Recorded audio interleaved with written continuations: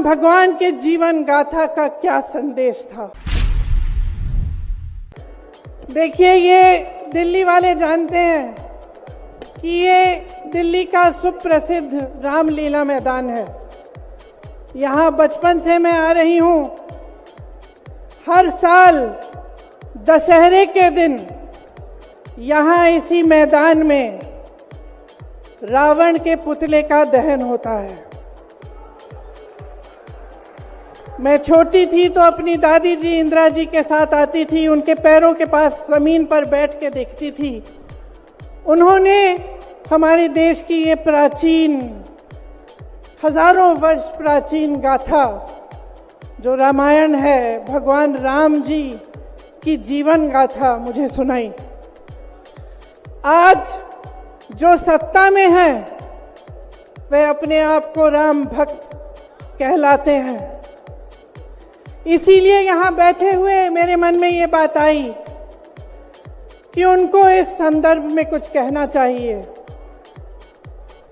मुझे लगता है कि वे कर्मकांड में उलझ गए हैं। मुझे लगता है कि वे दिखावे में लिप्त हो चुके हैं। इसीलिए मैं आज यहाँ खड़े होकर उन्हें याद दिलाना चाहती हूँ कि वो हजारों वर्ष पुरानी गाथा क्या थी और उसका संदेश क्या था। भगवान राम जब सत्य के लिए लड़े, उनके पास सत्ता नहीं थी। भगवान राम जब सत्य के लिए लड़े, उनके पास संसाधन नहीं थे। उनके पास तो रथ भी नहीं था। रथ रावण के पास था, संसाधन रावण के पास थे, सेना रावण के पास थी, सोना रावण के पास थी। वो तो सोने की लंका में रहता था। भगवान राम के पास सत्य था, आशा थी, आस्था थी, प्रेम था, परोपकार था, विनय था, धीरज था, साहस था और भगवान राम के पास सत्य था। मैं सत्ता में बैठे हुए सरकार के जितने भी सदस्य हैं, अपने प्रधानमंत्री नरेंद्र मोदी जी को याद दिलाना चाहती हूं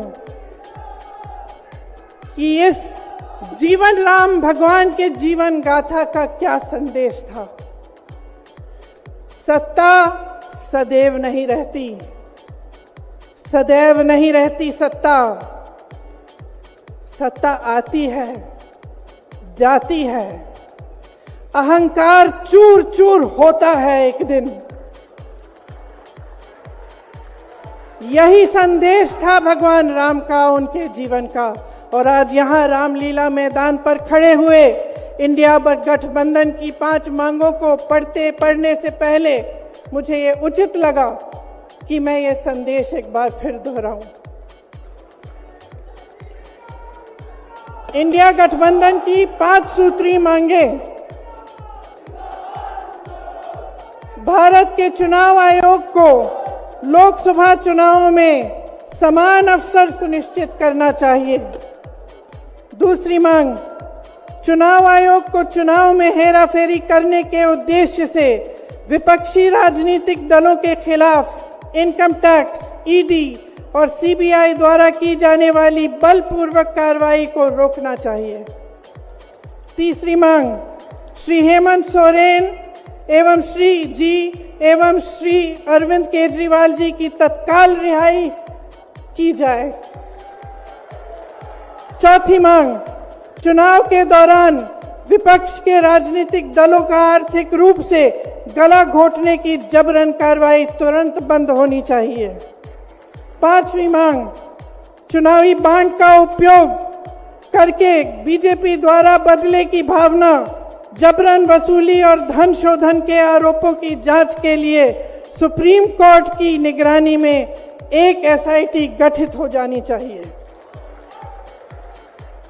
बीजेपी शासन द्वारा पैदा की गई अलोकतांत्रिक बाधाओं के बावजूद इंडिया गठबंधन लड़ने, जीतने और हमारे लोकतंत्र को बचाने के लिए दृढ़ और आश्वस्त है।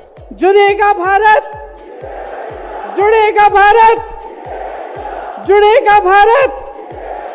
धन्यवाद।